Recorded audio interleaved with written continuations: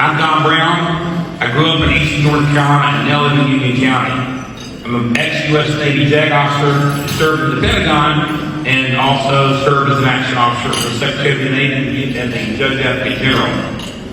Let's talk about the U.S. Senate race. The U.S. Senate race in North Carolina that we're going to be moving into within the next few months is the most critical and the most important Senate race in the 21st century in the United States.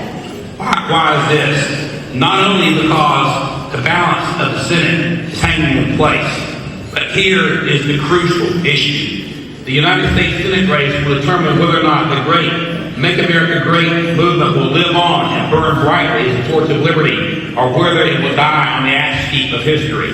We have an opportunity here in North Carolina to fire the first shot of the Second American Revolution to show that MAGA is here and MAGA is here to stay.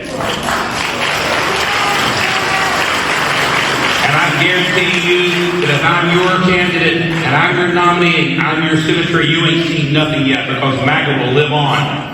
Now, there are two crucial questions that I think that we as Republicans must answer in determining which way we go in this race. Number one, will our next senator have the back of our great President of the United States? Question one. And question number two, in the next 4 years after President Trump is gone, will our senator carry the torch of freedom and MAGA in a time when our very republic, the survival of our republic, may be on the line? Back to question one, how do we determine if our senator will have the president's back? I don't have all the answers, but I can suggest the best way of determining that is track record. Let's talk about the track record of our dear distinguished senator, senior senator, for a moment. He came in and he not only supported Robert Mueller, but he introduced legislation to protect Robert Mueller. Robert Mueller is a kangaroo court prosecutor who was put into place in violation of the Constitution. He himself should be prosecuted.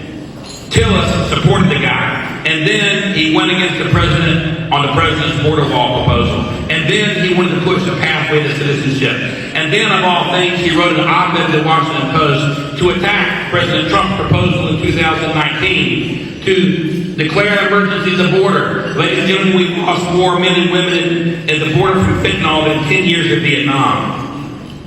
Let me share a little bit about my track record. I was an ex-Navy JAG officer in 2015 when the Obama administration began to kill our men and women in service because of the rules of engagement. I went to work with our great Secretary of Defense, Pete Hegseth, and we began to advocate for men and women who have been thrown into prison by Obama. I made probably 20 trips to Leavenworth on my own dime in 2018 and 19. In 2019, President Trump pardoned Lieutenant Clint Lawrence, who I represented, an 82nd Airborne paratrooper in 20 years under the Obama administration rules of engagement. Then, when the Democrats tried to steal the election in 2020, I worked with Sidney Powell and other patriot attorneys to fight the steal. In fact, Sidney Powell endorsed our candidacy just 2 weeks ago. And I can tell you one thing, if you believe that Joe Biden got 80 million votes, I have some tropical land in the illusions that I'm ready to sell to you. It does not happen. Then, when our patriots on January 6th exercised their constitutional rights, I've stood with our January 6th patriots. I've given them legal advice. I've represented our January 6th patriots. In fact, the President of the United States pardoned one of my clients. Somebody asked me in Cabarrus County a few weeks ago if I was MAGA. Let me tell you something.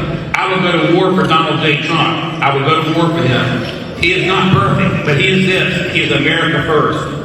And I'll tell you this.